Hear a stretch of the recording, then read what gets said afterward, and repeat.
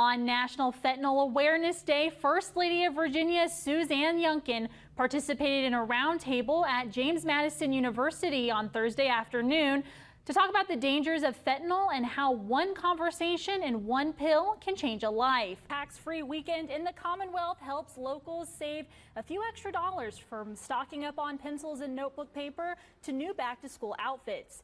Businesses around the state participated over the weekend.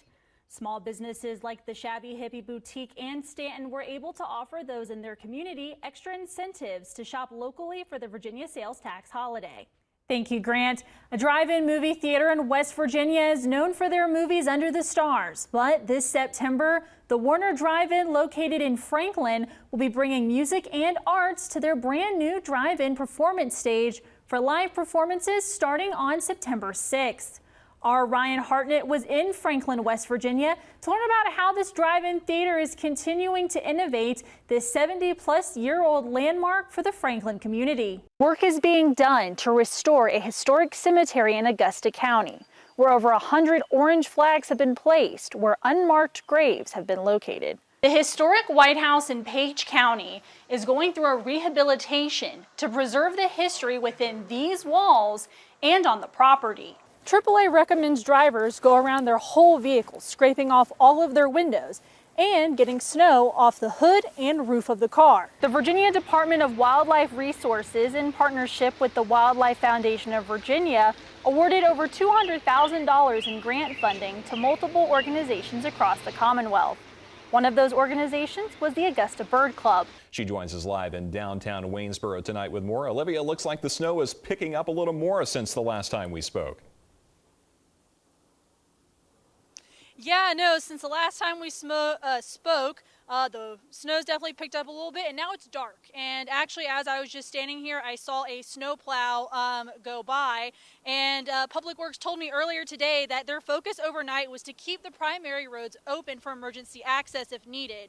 And their goal today was to start clearing out neighborhoods. And while crews are out keeping the roads safe, others were off from school, off from work, and they definitely took advantage of the snow day today. In Waynesboro on this snowy day, Ridgeview Park was the place to be, with families sledding and enjoying the snow. I've had a blast. Haven't had this in quite a while, and got some sleds for Christmas, and we don't get to use them much, so here we are. Jacob Siren says it is exciting to see all the snow on the ground and have more than rain and ice. Definitely a great time, and I see everybody else had the same idea. We came here when we were teenagers, and now we get to bring our kids and show them the same fun that we had. Other sledders enjoyed seeing other people out enjoying the weather. We were really happy that a lot of people had the same idea because it's good to see everybody come together like as a community and have fun. Despite taking a few spills, Nevaeh Cook says it's nice to have this spot in town for people to sled. It was nice. I fell down coming down the hill, so that wasn't really nice, and I got the snow all on my face and my glasses. But it's nice to have a big place to go with everyone. I even grabbed a sled and went down the hill myself. Yeah, so earlier today, definitely got to test out my sledding skills. Glad I'm sticking to reporting. But as you can see behind me right here, this is the sidewalk and that is the road. And so even just since the last time we spoke, just more snow has covered the roads. But Waynesboro Public Works did say that they are trying to get everything as clear as possible. But you should be cautious driving on the road this week, especially with ice melting and refreezing. And if you're out and you see a snowplow, make sure to give crews enough space to do their jobs. Caleb? All right, sounds good, Olivia. Go inside and warm up. Thank you. A couple outside of Newmarket was surprised last night when they heard a strong wind.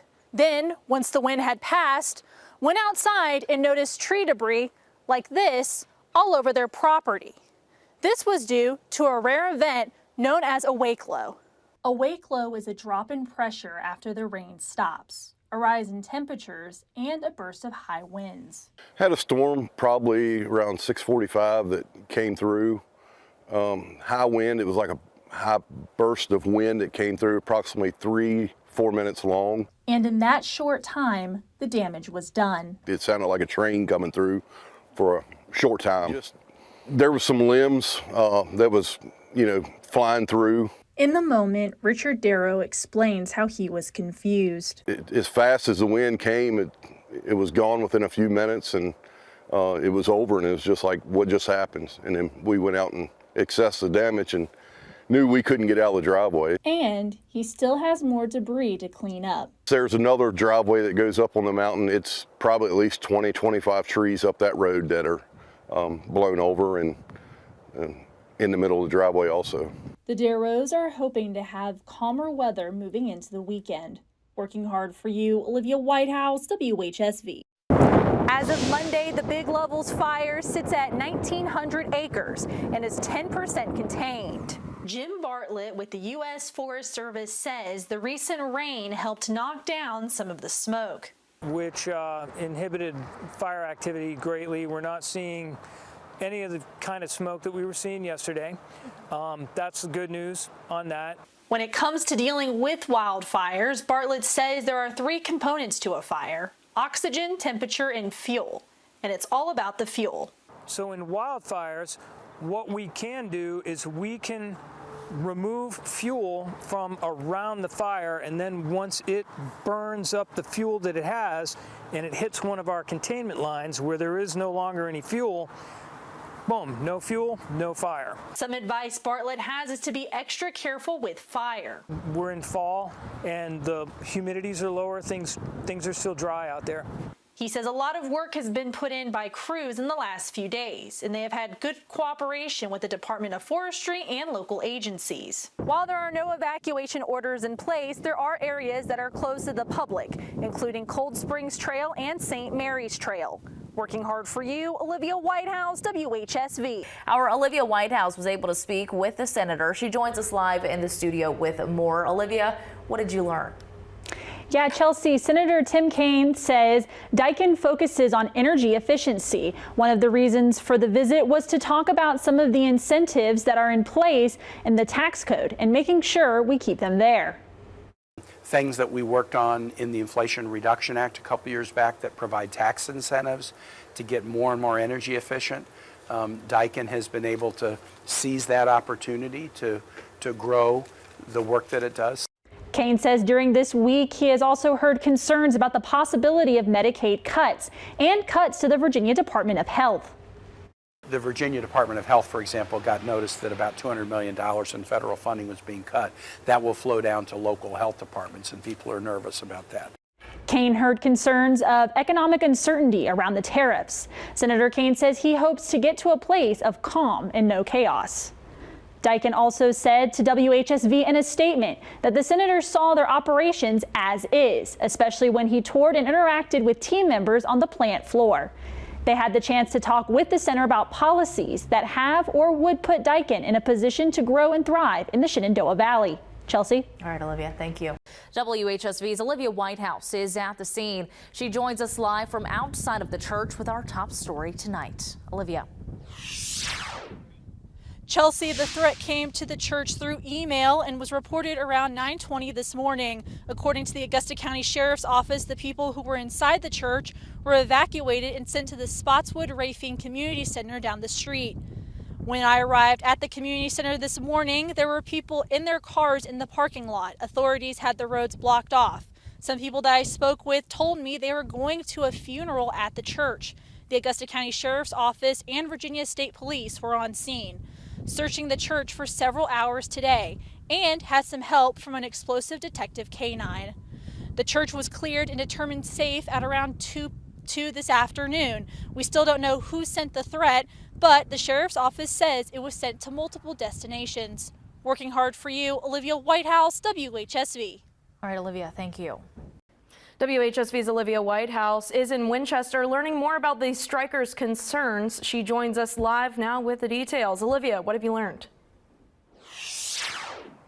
Chelsea and Kayla, the strikers were outside here until starting at noon, and they just packed up and left about 15-20 minutes ago. One of the employees that I talked to earlier said that while they found out about the strike today at 10 a.m., they've been preparing for the possibility of one for the last couple of weeks. George Vesquez says they are in strike to seek economic justice.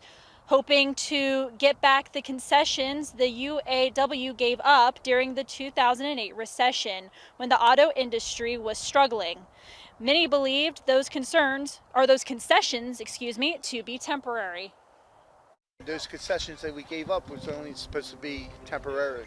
So now 17 years later, we haven't got none of our concessions back. So we're asking for it back.